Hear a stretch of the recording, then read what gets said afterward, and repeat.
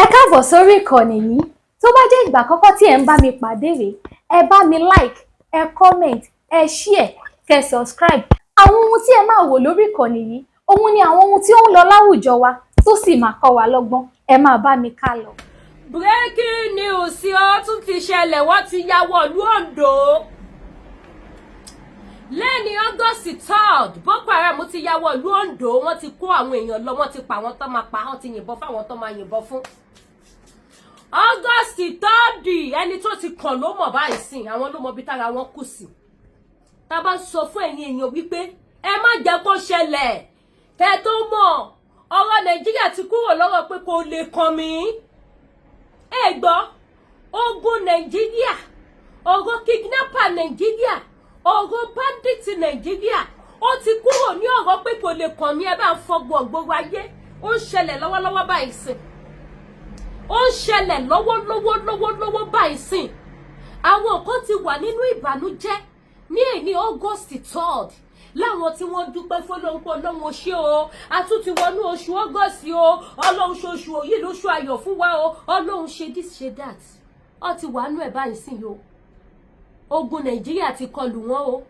Oṣù tó sọ fọ́lọ́run pé kó sọ di oṣù ayọ̀, oṣù ìdùnnú fáwọn káwọn má rí ibi, káwọn má rí bànújẹ́. Ogun Nàìjíríà ti sọ di bànújẹ́ mọ́ wọn lọ́wọ́. According to tí máa dẹ̀ máa play video fún yín tẹ́ máa fi ti ara yín gbọ́. According to èèyàn 6 ni wọ́n sì lè sọ wípé wọ́n kó lọ. Èèyàn 3 ni wọ́n sì lè sọ wípé wọ́n ti fara gba ìbọn. Àwọn kú wọn yé ni, Ọlọ́run ló yé. Ẹ mọ̀ pé tí nǹkan bá ṣẹ̀ṣẹ̀ ṣẹlẹ̀ fún mi báyìí, wọ́n sì máa ṣe wìtì. Ó dìgbà tó bá wá sọ pé èèyàn mélòó ló wà nínú mọ́tò eléyìí, èèyàn mélòó ló wà nínú mọ́tò eléyìí, èèyàn mélòó ló wà nínú eléyìí, ló máa ṣẹ̀ṣẹ̀ mọ́ ìyàwó tó kó pé àṣepọ̀ ju báwọn ṣe sọ lọ. Àṣepọ̀ ju báwọn ṣe sọ lọ. Ó ti ṣẹlẹ̀ sí báyìí. Ṣé kò sí gọ́fúnà ń lù mọ́? Gbogbo èyí tẹ́ sọ wípé pẹ́pẹ́sẹ́ kíní kan ṣe ẹlẹ́dẹ̀ ń pakọ̀, ṣe ti rí báyìí sìn. Àwọn tó ti kàn léni báyìí sìn, léni ọjọ́ Ajé, èní ọjọ́ Monday, ọjọ́ 3 oṣù kẹjọ ọdún 2026.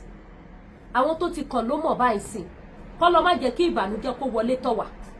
Now àwọn tó wá ṣẹlẹ̀ sí, mélòó ni gọ́fúnà máa bá wọn wọ́n nínú ẹ̀? Mélòó làwọn fẹnu jáwáyà tí wọ́n kọ̀ndẹ́mù àwọn akíkanjú tó ń ṣiṣẹ́ wípé kí ìyà má jẹ ìran Yorùbá? Àwọn tó ṣẹnu wọn ṣùtìṣùtì bí okó ọ̀bọ, mélòó nínú wọn sì ló máa bá wọn jẹ ìrora ìbànújẹ́ tó wọlé tàwọn tó ṣẹlẹ̀ sí ìsìn? Ìbéèrè ni mo béèrè o, ẹ má láriwo mi pọ̀, bó ṣe ń jó mi ni. Tí nǹkan bá jó mi náà ló máa ń jẹ́ kí n mọ̀ pariwo. Mélòó nínú wọn, àwọn tó máa ń sọ̀sọ́kúsọ sí àwọn tó bá dìde láti jà fún ìran Yorùbá, mélòó nínú wọn ló máa ṣe kíni, ló máa bá wọn dá sí ohun tó wà nílẹ̀? Ẹ bá kọ sí comment section. Mi ìfẹ́ gbà wá lákòókò. Ẹ gbọ́ mi ò fẹ́ gbà wá lákòókò. Mélòó nínú wọn ló máa bá wọn dá sí? Mélòó nínú wọn ló máa bá wọn wọn? Kọ́ lọ má jẹ́ kí aburú kó ṣẹlẹ̀ sí wa, kọ́ lọ má jẹ́ kí ibi kó wọlé tọ̀ wá, kọ́ lọ má jàrí bànújẹ́, ká má rí fòrò, ká má rí wàhálà. Àwọn tó ṣẹlẹ̀ sí nísìn, àwọn ló mọ bí tára wọn kù sí. Àwọn tó ti ṣe kí ni mo pè? Àwọn, ẹ má bínú pé mo ń wo sàlẹ̀ o, mo fẹ́ mount gbogbo fídíò yẹn papọ̀ kí sọ́dẹ̀yọ̀ kan ni, sódà ká ní máa wo kélekèle. Àwọn tó ti ṣẹlẹ̀ sí, àwọn ni wọ́n lè sọ nísìn ń tó ṣẹlẹ̀ sí àwọn. Ẹ má wá gbàgbé pé àwọn tó ṣẹlẹ̀ sí yìí o, wọn ò ní lọ́kàn o, wọn ò bẹ́ lóhun wẹ́ o, ádáhádá ni wọ́n bá jáde nínú ilé o, léni ọjọ́ Ajé, kéèyàn má jókòó sínú ilé, kéèyàn má jókòó tẹ́tẹ́rẹ́tẹ́, òun ló gbé wọn bọ́ síta o. Kódà lára àwọn tó kó gbajúgbajà ó wà nínú wọn. Gbajúmọ̀ olórin kan ní ìlú Oǹdó ó wà nínú àwọn tí wọ́n kó lọ. Kí ni wọ́n fẹ́ bá wọn ṣe sí? Àwọn fẹnu wú géètì, fẹnu jáwáyà, àwọn tó ń janu lásánlásán, àwọn janujanu of Nigeria. Àwọn janujanu of Nigeria, kí ló fẹ́ bá wọn ṣe sí? Tá bá ń sọ wípé ọmọ Yorùbá, ẹ jẹ́ àfọ̀tẹ̀ sílẹ̀, ẹ jẹ́ àfìjà sílẹ̀, ẹ jẹ́ ká fìjà ìlara sílẹ̀, ẹ jẹ́ ká jọ pawọ́pọ̀, ẹ jájọ ṣe kó ba lè dá fún wa ni ká má bá fojú sunkún ẹnikẹ́ni ni káwọn pípé má sọ wá dẹni tó máa rí ìbànújẹ́ ọkàn lórí àwọn èèyàn wa ní gbogbo ìgbà. Ta ló máa gbé irú eléyìí sìn tí inú ẹ̀ máa dùn tí pòrúurú ìbànújẹ́ ọkàn ò ní mú pé àbá kí ló tún dé báyọ̀ lọ. Ìbéèrè ni mo béèrè o, ta ló máa rí irú eléyìí sìn tí inú ẹ̀ máa dùn wípé nǹkan tó dáa ló ṣẹlẹ̀ yìí. Kí èèyàn jáde wípé òun bá ọrọ̀ ajé lọ, òun bá kó lè dá lọ, kó dẹ̀ ṣe kíni, kó dẹ̀ gbé wọn. Máa fún fídíò ní fọ́ọ̀lù ẹ gbọ́ bó ṣe ń ṣẹlẹ̀ báyìí. Ẹ gbọ́ bó ṣe lọ, ẹ gbọ́ bó ṣe ń ṣẹlẹ̀. Ijó wo lọmọ Yorùbá fẹ́ gbọ́? Ijó wo ni Yorùbá fẹ́ fi ìmọ̀ ṣọ̀kan? Ijó wo ni Yorùbá fẹ́ pera wọn papọ̀? Kí wọ́n jọ pera wọn wálé, kájọ pera wa sí ipa ọgbọ́n, kájọ sọ àsọyé tó máa wúlò tó máa ṣe gbogbo wa láǹfààní tí ò ní méwu dání fún wa mọ́. Ijó wo la fẹ́ gbọ́gbọ́ irú ẹ̀? Ijó wo la fẹ́ ṣe irú ẹ̀? Náà ẹ bá mi gbójú ayọ̀ sókè. Ẹ jẹ́ n play ẹ̀ fún wa kí gbogbo wa jọ gbọ́. Àwọn tó kàn ló mọ̀ báyìí kọ́ lọ má jẹ́ kí ibi kó kọ́ wá. Ó yá, ẹ gbóhùn sókè à ń gbọ́. Bó ló ṣe ṣẹlẹ̀? Mọ́tò yẹn ni wọ́n ti kóyàn lọ́nu mọ́tò yẹn.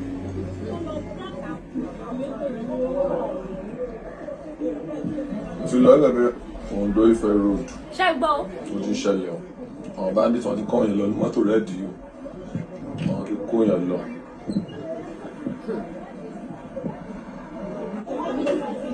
A sọ pé gbogbo ilẹ̀ Yorùbá làwọn pípé ti dominate. Àbúrò ẹ̀ ti sẹ́ ẹdẹ yìí kọrin nìyí.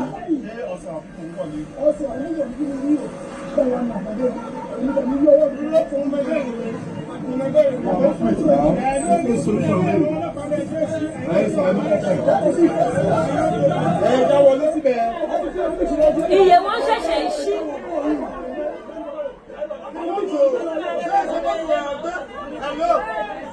Ẹ ṣe mọ́tò mi, ẹ ṣe mọ́tò mi.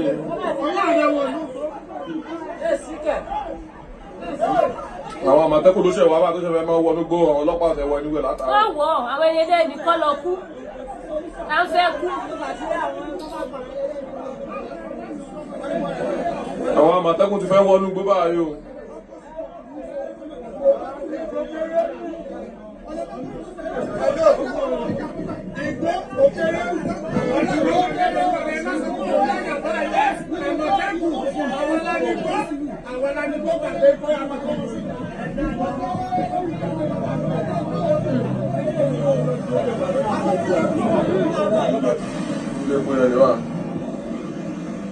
Èmi àkókò ló wá síbẹ̀ orí wọn ti kóyàn wọn lù bọ́ síyàn mẹ́ta kọ́ àkókò wọnú gbó lọ.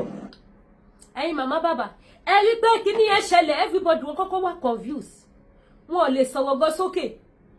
Kó tó wá di wípé iye wọn ṣẹ̀ṣẹ̀ wá jí lọ́wọ́ ni ẹ jẹ́ awọ́nú gbọ́dọ̀ kẹ́ lè wo ibi tí ìbẹ̀rù Fúlàní tó ti dé ní ọkàn àwọn ọmọ Yorùbá. Ìbẹ̀rù Fúlàní ó ti gba gbogbo ọkàn àwọn ọmọ Yorùbá kan. Àwọn ọlọ́pàá wọn ò wọnú gbó o because kò sẹ́ni tó fẹ́ kú. Ọlọ́pàá tó rí yọ tí ò ṣòwò ní kidnapper kó. Ọlọ́pàá tó rí yọ tí kidnapper ò yìnbọn fún. Tẹ́wá ní kó wọnú gbó. Irú ìbọn wo ló wà lọ́wọ́ ọlọ́pàá tó fẹ́ fi wọnú gbó? Ìbéèrè tí ó fàjà. Lọ́wọ́ irinṣẹ́ burúkú tó wà lọ́wọ́ Boko Haram. Lọ́wọ́ àwọn nǹkan burúkú tó wà lọ́wọ́ Boko Haram. Ẹ̀yin bàbá wa nílẹ̀ Yorùbá má sùn. Àwọn tó ṣe kòǹgẹ́ aburú ìsìn wọn ò rókun ẹ. Òótọ́ wọn mọ̀ pé nǹkan bẹ́ẹ̀ yẹn ń ṣẹlẹ̀ nílùú. Ìmí nínú wọn gan máa gbàdúrà kó tó jáde nínú ilé. Pé Ọlọ́run bí mo ti ń lọ yìí máa lọ àti àbọ̀ mi mọ́. Kì í ṣe pé Ọlọ́run ò gbàdúrà o. Kì í ṣe pé Ọlọ́run ò gbàdúrà. Ẹlòmíì wà nínú wọn tó jẹ́ pé mùsùlùmí ni tó máa ti yan lọ́fílà o nídàájí, tó máa ti jí, tó máa ti gbàdúrà, tó máa ti kírun o. Ẹlòmíì wà nínú wọn kírísítẹ́nì ni o. Ẹlòmíì wà oníṣẹ̀ṣe ló máa jẹ́ o. Tó máa ti pe alálẹ̀, tó máa ti pe gbogbo ẹ̀. Tẹ́ bá ní ṣe Jésù ò gbàdúrà, ṣálálẹ̀ náà ò gbàdúrà. Tẹ́ bá wá lálálẹ̀ ò gbàdúrà, ṣánàbí ò gbàdúrà. Ibi tẹ́ máa ti mọ̀ wípé ọ̀rọ̀ Nàìjíríà ti kọjá à ń jókòó tẹ̀tẹ̀rẹ̀tẹ̀. Gbogbo ìgbà sìn tẹ́ bá gbọ́ pé wọ́n kó àwọn èèyàn ọmọ sẹ́nítọ̀ mélòó lẹ gbọ́ pé wọ́n kó. bí wọ́n bá gbé ọmọ sẹ́nítọ̀ kó tó pé 48 hours ó máa jáde. Èyí ló yẹ kí iye àwa mẹ̀kúnnù lápapọ̀ kí iye wa fi ṣí. Ká fi mọ̀ wípé ó tó gẹ́. A lè continue àti máa sí àwọn olórí wa kó dẹ̀ máa fìyà jẹ wá.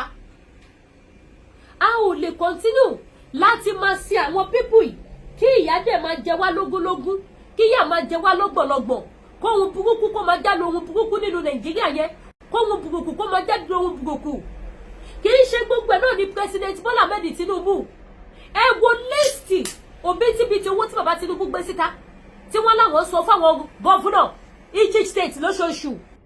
Bàbá yẹn ní owó táwọn fún àwọn gọ́fúnà state kò ní òǹkà. Bàbá Tinubu release press statement iye tí wọ́n fún àwọn gọ́fúnà. Kí ló dé táwọn gọ́fúnà wá fail láti provide the security? Ṣé ti ríṣẹ́ tó yẹ kí gbogbo wa jọ panu pọ̀ ká jọ ṣe fúnra wa? Bí ìyà yóò ṣe ní jẹ wá mọ́, bí a ṣe ní máa gbókèrè ìbànújẹ́. Irú àwọn tí wọ́n kó lọ sìn tí wọ́n bá lẹ́bí ní ìdálẹ̀, ṣé mo pé náà ẹbí wọn yẹn ti bàjẹ́ báyìí? Ohun tó kọ́ máa wò ní pé how many million làwọn máa wá báyìí? Èrò ni millions táwọn Boko Haram máa béèrè, àbí kìí ṣe bẹ́ẹ̀? Ohun tó kọ́kọ́ máa bira wọn nìyẹn pé ha ẹlòmíì àkọ́kọ́ ronú iye tóun ní l'account, ẹlòmíì àkọ́kọ́ wo ti gbèsè tóun jẹ náà, because tó bá jẹ́ ẹbí ni wọ́n á pe gbogbo wọn yíkáyíká, àfẹni tó bá ya ọ̀dájú ẹbí ló máa gbọ́ pé kidnapper àti kidnap family àwọn wọ́n ní káwọn lọ mú 10 million wá 20 million wá tí ò ní wá jáde. Ẹni tẹ́ wá ní pé kó lọ wá 10 million 20 million wá àtijọ́ tó ti dé ayé ẹ̀ ó ń ṣiṣẹ́ ó rówó fine, but ṣé ó dá ní 2 million naira cash nínú àkáǹtì ẹ̀ kó máa wò báyìí pé yes 2 million ló wà lákáǹtì mi? Ṣé ọ̀pọ̀lọpọ̀ àwọn tí wọ́n ń kidnap ṣé ni àwọn ẹbí wọn dá ní 2 million? Ṣùgbọ́n nígbà tó bá di pé wọ́n ti gbọ́ pé wọ́n kidnap àwọn èèyàn wọn, nínú ìbànújẹ́ àti ẹkún ni wọ́n ti máa wá owó jáde. Ẹgbẹ́ iye tí bàbá Tinubu tí wọ́n kó fún each state ní ọdọọdún. State kọ̀ọ̀kan ẹ wá gbọ́, ẹ jájọ gbọ́, ẹ bá mi share show yìí. Ẹ má bínú pé mi ò kí yín, ohun tó wà lẹ̀ ju kíkí lọ. Nínú oṣù tuntun ọ̀sẹ̀ tuntun, àwọn ìdílé kan ló ti wà nínú ìbànújẹ́ yẹn. Ẹ bá mi share, ẹ jájọ gbọ́. Ó yá. Breaking news. Guys, President Ahmed Tinubu don finally expose all the 36 state governors. Okay. How much they receive for the allocation that was shared among states in the first half of 2024. Guys, see how much these governors are sitting on. My God. Oh no, Number 1, Delta State, 260.75 billion. River State, 197.23 billion. Akwa Ibom State, 179.10 billion. Lagos, 161.07 billion. Bayelsa State, 157.73 billion. Kano State, 84.76 billion. Oyo State, 66.75 billion. Edo State, 65.88 billion. Anambra State, 65.45 billion. Ondo State, 65.43 billion. Borno, 63.35 billion. Katsina, 60.58 billion. Let's go. Benue, 59.10 billion. Imo State, 58.06 billion. Abia, 54.23 billion. Niger State, 53.59 billion. Kebbi, 53.36 billion. Enugu State, 52.58 billion. Sokoto, 52.03 billion. Adamawa, 50.58 billion. Taraba State, 49.89 billion. Zamfara, 48.08 billion.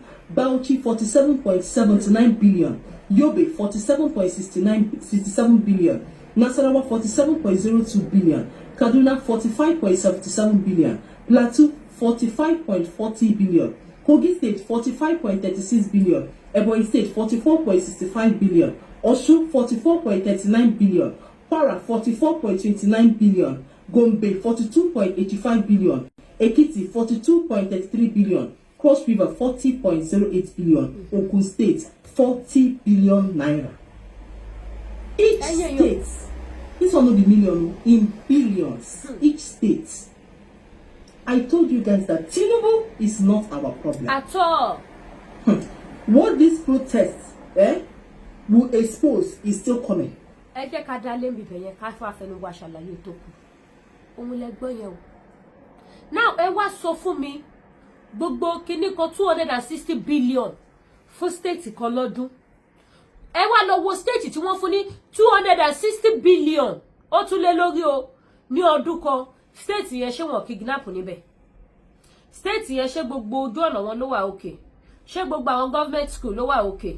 Ṣé gbogbo government hospital ló wà okay? Àbí kì í ṣe àwọn kan tó ní kó fi náà ṣe nìyẹn? Kó fowó ṣe nìyẹn? Ṣé kì í ṣe àwọn kan tó ní kó fowó ṣe nìyẹn tó fi fún wọn?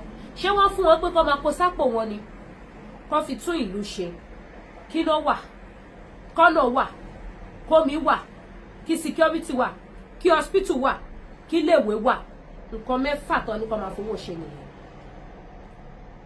Ẹ wá bi mí léèrè pé nínú mẹ́fẹ̀ẹ̀fà yẹn ṣé wọ́n ṣe ẹyọ kan? Each state.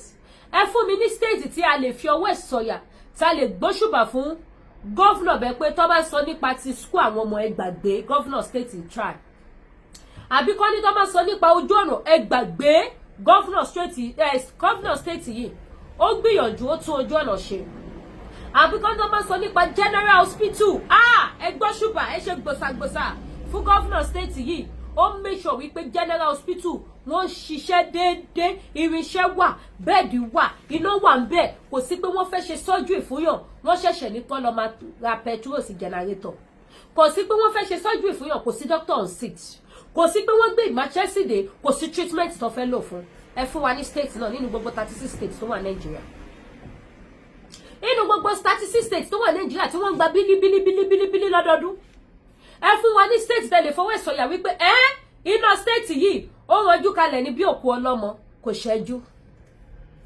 Àbí kẹ́ fún wa ní state náà ní 36 state tí wọ́n gba bílíbílí yìí wípé tó bá sọ̀rọ̀ nípa security ẹ ṣáà máa lọ sí state báyìí ààbò tó péye wà ńbẹ̀ nínú Nàìjíríà. Ondo tí wọ́n ti yà wọ̀ lọ kú wọ́n sìn ẹ ṣàgbọ́yé tó òdòdó ń gbà lọ́dọọdún. Meanwhile wọ́n ti increase owó yẹn. We are talking about 2024 budget. Òun lẹ gbọ́ yẹn. Iye tó ń gbà sa 2024. 2025 wọ́n increase ẹ̀. 2026 wọ́n increase ẹ̀. Ẹ wá wo iye times bílí tí wọ́n ń gbà. Bílíọ̀nù ni mo sọ di bílí o. Torí ẹ̀yin ẹlòmíì lè máa gba akíní ìtumọ̀ bílíọ̀nù ni. Ẹ wá wo iye billions tí wọ́n ń gbà ní each state. Ibo ló wọlé sí kí ni wọ́n fi ṣe. Ọmọ Nàìjíríà ìwé kọ̀. Ọ̀rọ̀ election kan lọ́rọ̀ wá kọ̀. Àwọn tábùrú kàn lẹ́ni wọn expect ẹ o. Àwọn kan dẹ̀ ló tún sì máa kàn lọ́la. Kì í ṣe pé. Àwọn kan ló tún máa kàn ní ọ̀túnla. Kì í ṣe pé. Wọ́n ti surround wa. A ti wà láàrin àwọn Boko Haram. A ti wà láàrin àwọn kidnapper. Àsìkò tó bá wù wọ́n lọ́ máa wọlé lọ́ máa mú yàn. Boko Haram bí wọ́n ṣe ní information tí wọ́n ní agents tó fún wọn ní information láàrin àwọn Fúlàní ni wọ́n ní agent tó fún wọn ní information láàrin àwọn Haúsá ni wọ́n ní agent tó fún wọn ní information láàrin àwọn ọmọ Yorùbá. Kí ló sọ àwọn ọmọ Yorùbá dẹni tó wà lọ ṣiṣẹ́ burúkú ní ogun Nàìjíríà ni? Ẹ mọye táwọn kidnapper ń gbà ni. Ẹlòmíì tó lọ darapọ̀ mọ́ Boko Haram láti jẹ́ informant fún wọn láti máa bá wọn ṣiṣẹ́ láti ọjọ́ tó ti dáyé kòkó 1 million jọ rí lọ́dún kan nínú Nàìjíríà yẹn. Kòkó 1 million kì í ṣe pé mo fi yẹ̀yẹ́ àwọn èèyàn, kì í ṣe pé mo fi tẹ́ńbẹ́lẹ̀ àwọn èèyàn, gbogbo wa lájọ mọ̀. Ẹlòmíì ti lò 30 years láyé nínú Nàìjíríà, ẹlòmíì ti lò 40 years rí. Kò wo sùsù kó lówó tó wà lọ́wọ́ òun ìsìn 1 million naira cash òun lòun dẹ̀ lè kún un. Kì í ṣe pé kò rówó ṣùgbọ́n kò sí àkójọ. Bùkátà ò jẹ́ kó ní àkójọ. Débi tó máa lè fi yọgbọ́n pé yes ọkàn mi balẹ̀ at least mo ṣì ní 1 million lákàùntì. Tó bá ń pe àwọn ẹlẹ́gbẹ́ mílí èmi náà wà ní mílí. Bí n tẹ̀ tí débi bílíọ̀nù èmi náà ní mílíọ̀nù lákàùntì. Kì í ṣe pé nìyẹn yọ̀lẹ̀, kì í ṣe pé kò ṣiṣẹ́, kì í ṣe pé kò kàwé, kì í ṣe pé kò mọ bísínẹ́sì ṣe. Nigerian problem ni. Nigeria problem ni. Gbogbo ohun tá ṣe sọ wípé ìwọ Yorùbá ìpínlẹ̀ Nàìjíríà ti bàjẹ́ jẹ́ ká tún ṣe. Àáfà bà ìpínlẹ̀ Nàìjíríà jẹ́. oníṣẹ̀ṣe bà ìpínlẹ̀ Nàìjíríà jẹ́, pásítọ̀ bà ìpínlẹ̀ Nàìjíríà jẹ́, ẹni tí ò ṣe fá, tí ò ṣe ṣọ́ọ̀ṣì, tí ò ṣe ṣẹ̀ṣe, àwọn náà bà ìpínlẹ̀ Nàìjíríà jẹ́. Àfi ká wá solution sí ìpínlẹ̀ tó ti bàjẹ́ yẹn ká tún ṣe. Kì í ṣe pé Nàìjíríà ò ní solution, kì í ṣe pé kò sí solution fún ọ̀rọ̀ Nàìjíríà. Tí èmi àti yín bá dúró ta fìmọ̀ ṣọ̀kan, tá bá jọ dúró tó ta fìmọ̀ ṣọ̀kan, a máa tún ìpínlẹ̀ tó bàjẹ́ yẹn a máa tún ṣe. Ara máa dẹ onílé adé àlejò. Oníkálukú bó tẹ̀ lè proud of million, ṣùgbọ́n wàá lè proud wípé kò sí fòròfáyé ẹ, ọkàn ẹ balẹ̀. Kò sí fòròfáyé, ọkàn ẹ balẹ̀. Fídíò kan tẹ̀ mí lọ́wọ́ kò ṣe post sí YouTube, mo sì fẹ́ gbé sí Facebook, mo sì ń ronú sí tí wọ́n bá níbi fún mi ní kinní. Kẹ́ lọ wo bí àwọn Nàìjíríà sójà ṣe ṣiṣẹ́ takuntakun, bí wọ́n ṣe pa àwọn Boko Haram lọ. Màmá bàbá mi, mò ń fi àsìkò yìí sọ fún yín wípé ìbọn tó wà lọ́wọ́ àwọn Boko Haram, ìbọn ẹyọ kan Nigerian sójà ò lè dá gbé níbi tí irin yẹn wúwo dé. That is why tó bá pa àwọn Boko Haram yìí, ẹ máa ń rí oògùn oríṣiríṣi níbi tó bá ti pa wọ́n.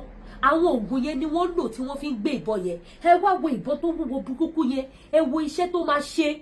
Ìbọn tó yẹ kó tó bá ti mount ẹ̀ sílẹ̀ bí standing tí mo fi gbé fóònù mi sí, tó ti mount ẹ̀ báyìí, ọmọ ó ń ṣiṣẹ́ lọ ni, a ṣe síwájú, a ṣe sẹ́yìn, a ṣe sọ́tún, a ṣe sósì.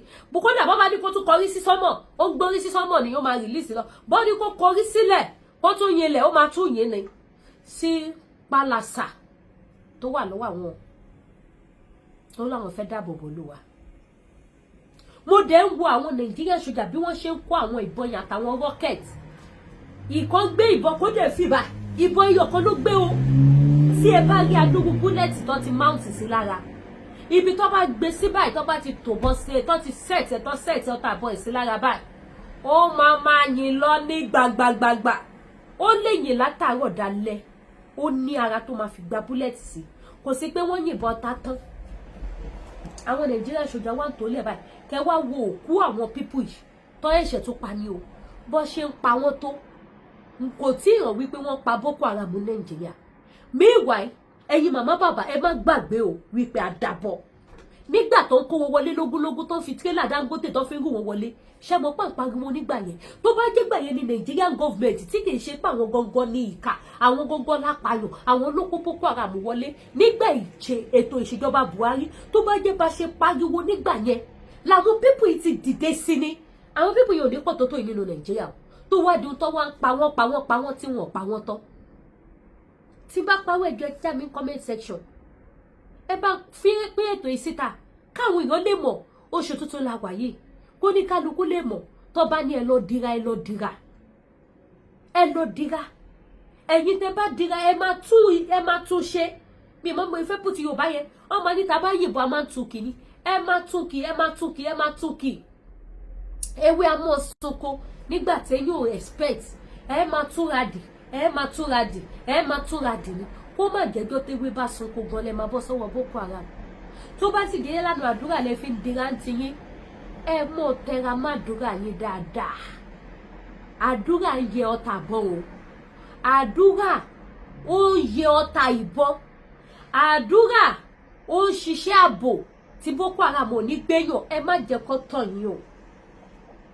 Tó bá dé gé ìṣẹ̀ṣe yìí náà ni